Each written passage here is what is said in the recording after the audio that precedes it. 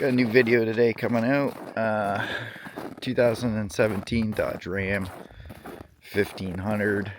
It's a Rebel, and as is common with these Rebels, it has the famous Dodge air suspension. So you can probably see the problem for yourself. Obviously, the air suspension in this piece of shit is not working.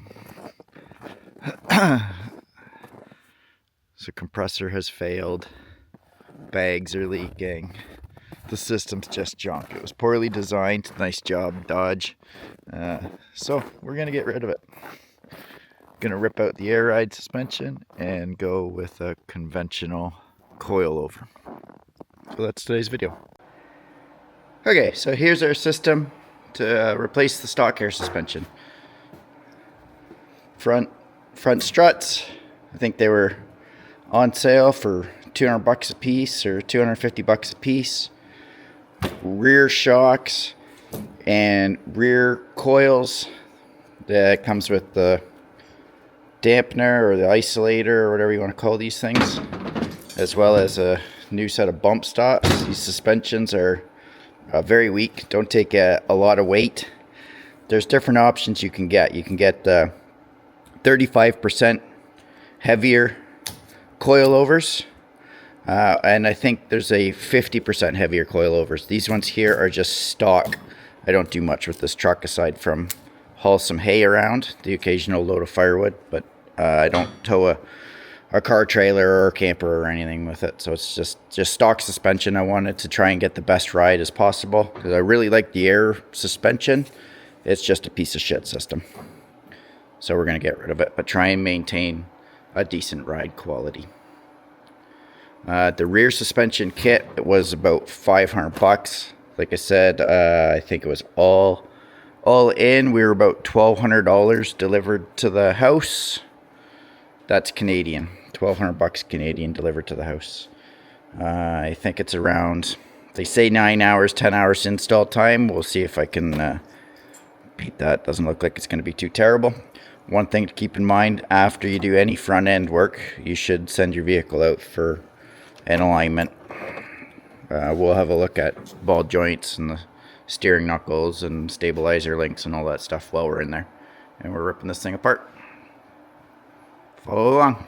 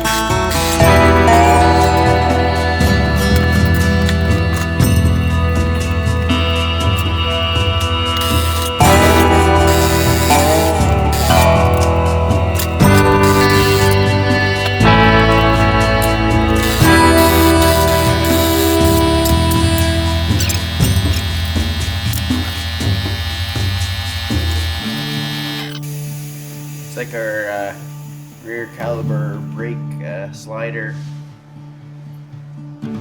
stainless insert thingamajig is working.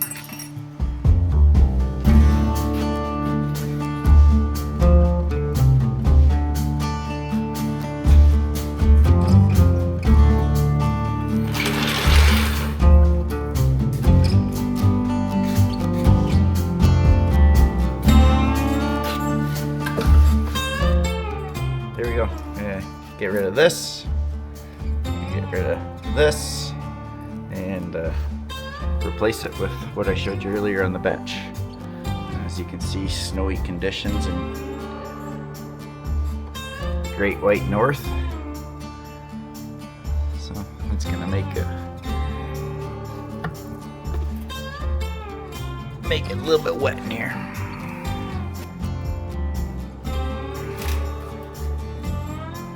Okay, so we got rid of the inner wheel well. Pile of number 8 mil screws holding that in. All around this outer flare. There's a couple in here, not to the box. Wiggle that out of there. Now we can get at this. We can get at the top of the airbag. So there's the air line in there where we're gonna bleed the air from. We'll crack that, release the air out of the system. There's the tanks back up in there. I don't know if you can see them, but your service valves. I'll try and hold the light camera on this. These are the service valves here for the tanks. I'm not even gonna bother screwing around. There's your main valve control, the compressor back in there. All this is gonna be redundant on this truck now. So I'll pull the fuse just so it's not running, and then I'll take it in and have the computer flash to get rid of all the warnings. But for today, our focus is on getting this out, putting a coil in there, getting rid of that, putting the shock back in there. And this here would be your ride position sensor that would control that valve and send air where it needs to. Great system, poorly designed. 12 mil wrench for that airline.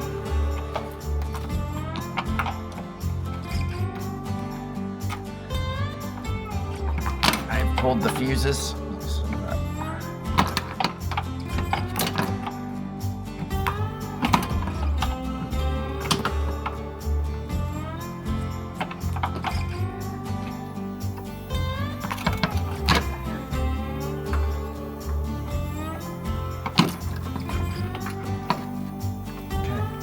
Down now.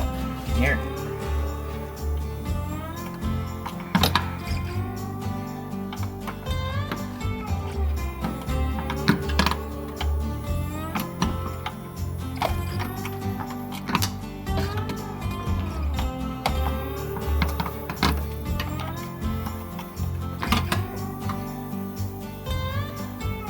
So we'll just let that bleed down, and in the meantime we'll get rid of this shock.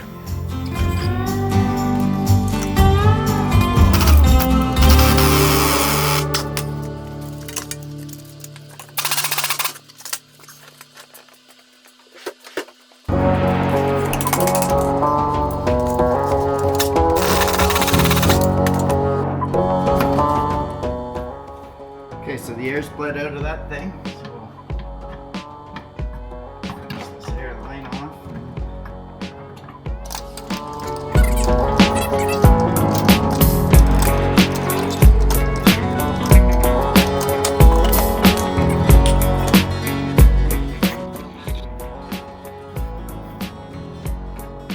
So we just gotta get this top bolt out of this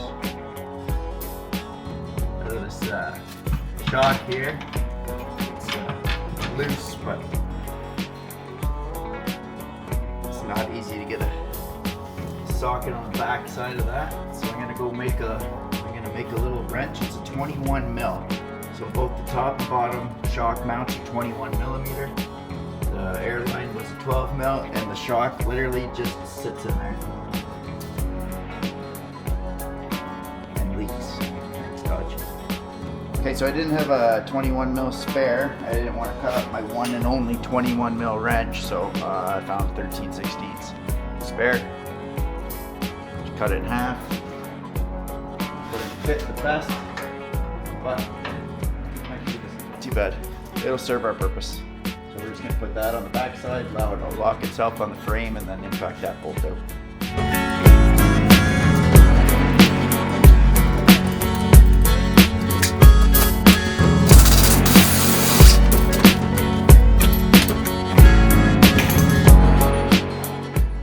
Now we're ready to start fitting in the new coil, new shock.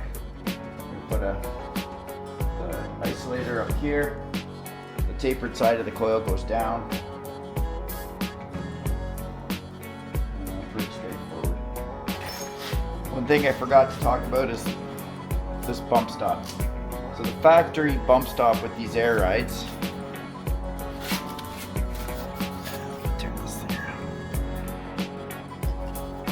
some light. There we go. There it is there. So we gotta get rid of that. Yeah, we're gonna put that in. See the difference there. There's you got a lot more rubber capability here as opposed to here. It's got this big steel, whatever you want to call that. So we gotta cut that out, put that one in.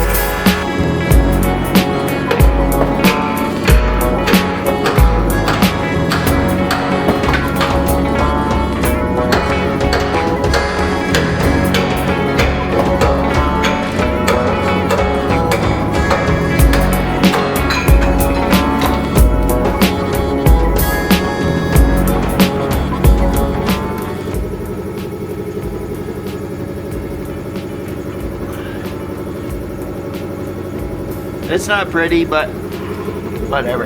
It's out of there.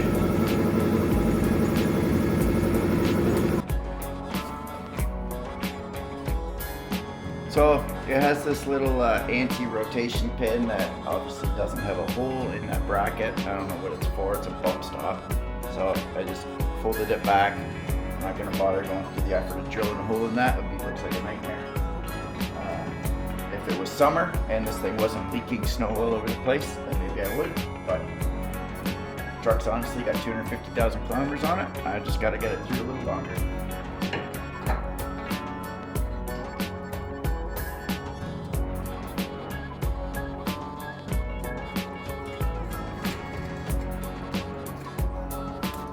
$17mm wrench for that one.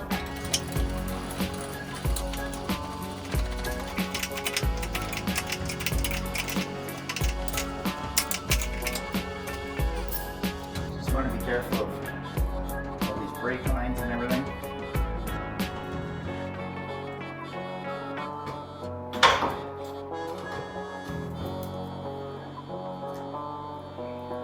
Insulator goes up top, then that just rests in it.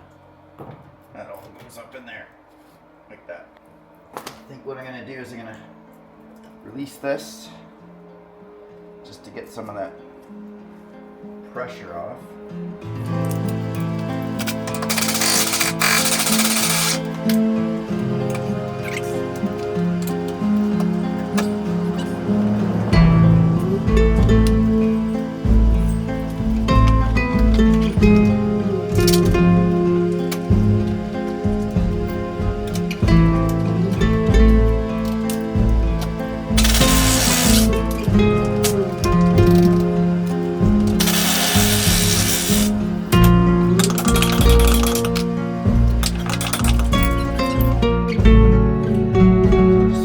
Jack under there and throw that last bolt in, basically reversing the process of how we took that out.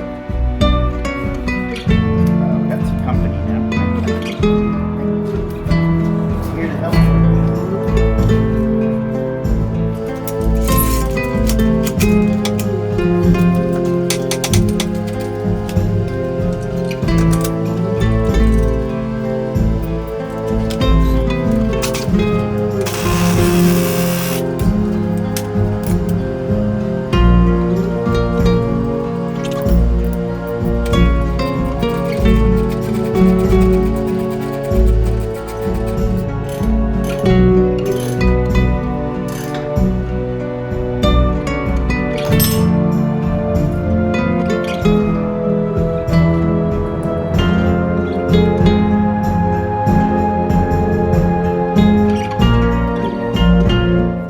Pad's pretty well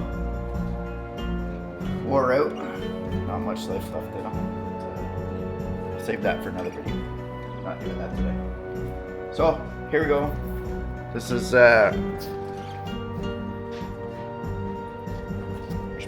plate. Rear, one side done. Pretty straightforward. Now I'm not going to film the other half, but it's just repeating all of the same. So we'll catch back up when we go to do the front. One thing I forgot is this inner well. Hardest part of this whole job is putting this inner well back in. Fight, struggle.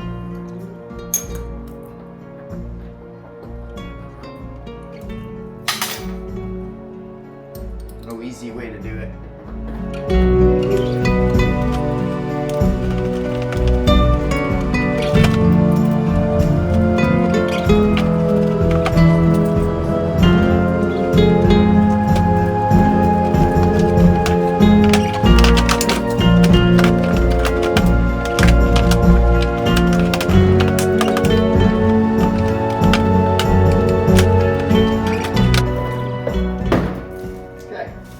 That worked out well. I put the 2 back bolts in, and then as you see in there, just used a screwdriver and ride it around. So now I can just throw the rest of these screws in. 8 million with these little 8mm screws.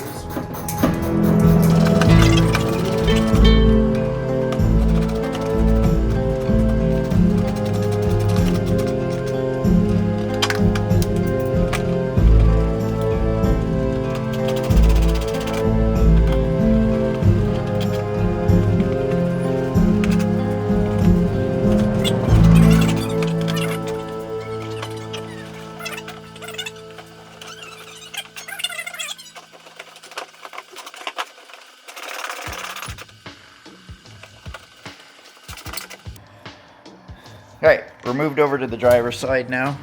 I said I wasn't going to film it, but I will film it, and I just won't talk through every step. It'll just be me working on this piece of shit. Try and set the camera up at a good angle where you can see everything.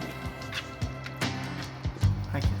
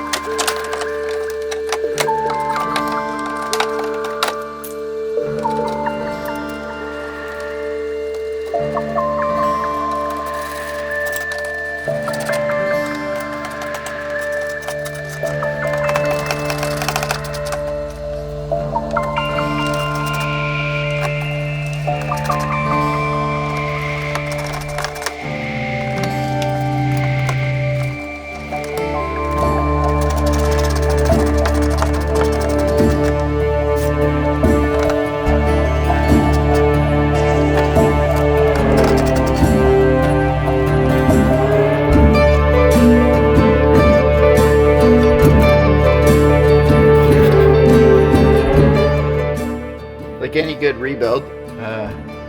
One leftover screw. That's the back end done. So we're probably about 2 hours into this. And I think that was the rest of it. Front struts we'll get into next.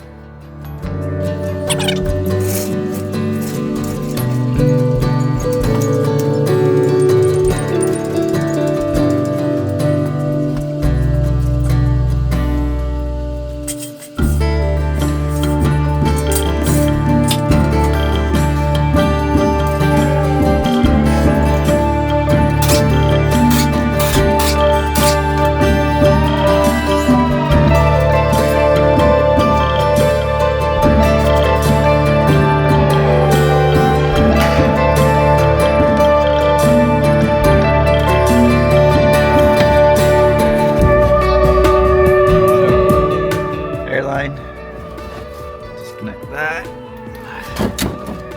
Those 3 bolts at the top and that bolt there. May have to split this ball joint and we may have to punch that axle back out. We'll see. I'm gonna try and do it without doing any of that, but we'll have to try. This here is clearly shot, so we'll have to replace that stabilizer link. Let's start by getting the shock disconnected. See if we can wheel it out of there.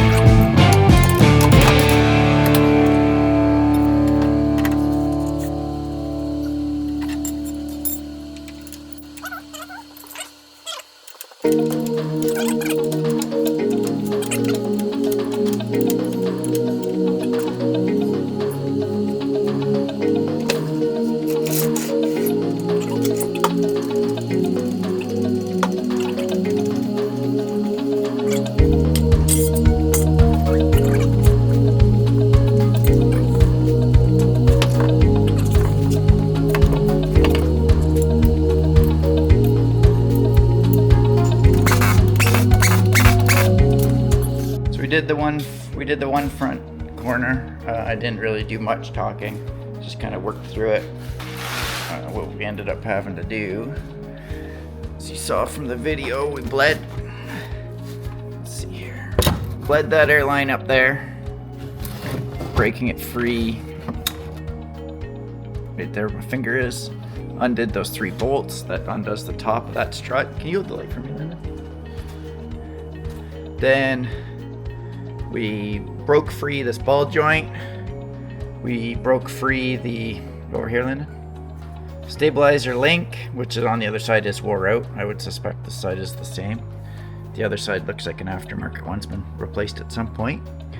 Then that allowed us to get this bolt out, the bottom base bolt. So it's a 17 mil on one end or 18 mil on one end and a 21 mil on the other. Actually, I'll verify that. Then we wiggled the whole strut out. We didn't end up having to undo the axle to fold that out of the way, but it was definitely a struggle, as you've seen from the video. So we'll try to repeat that process over here. Everybody go find a place to sit.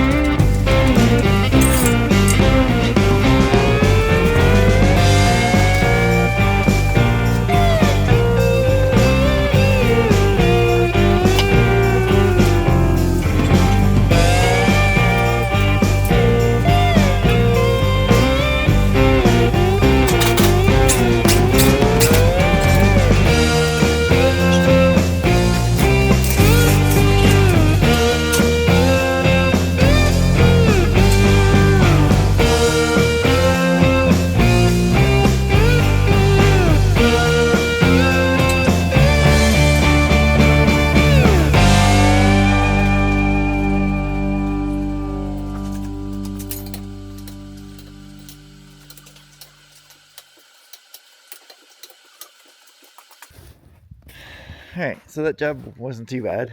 I think from start to finish we were about 4 hours-ish. Half of that time was figuring out the camera and moving that around and finding tools. So I don't doubt if you're set up with the proper shop and proper tools, you could probably do this in about, I don't know, 3 hours maybe.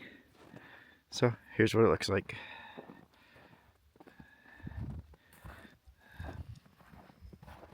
Air suspension gone, and static suspension installed. It's not bad. It's not really a kind of a stock height, I guess. But hopefully won't have any problems. Yeah, just ignore the front of this truck. It's all messed up. One of these days I'll paint it. There we have it. Hopefully you found this video helpful and picked up some tips and tricks and what not to do, and maybe some easier ways to get the suspension swapped out in the next one. Peace.